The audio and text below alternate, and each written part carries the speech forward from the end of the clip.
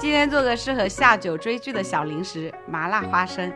花生泡10分钟，炸的会更脆。鸡蛋和花生搅拌到起泡，这样每颗花生都能均匀地裹上玉米淀粉。筛掉多余的淀粉，防止炸糊。小火慢炸，用锅铲从边缘轻轻推动，防止粘连，表面微微发黄。听到密集的噼啪声，捞出来，加辣椒粉和花椒粉，小火慢炒，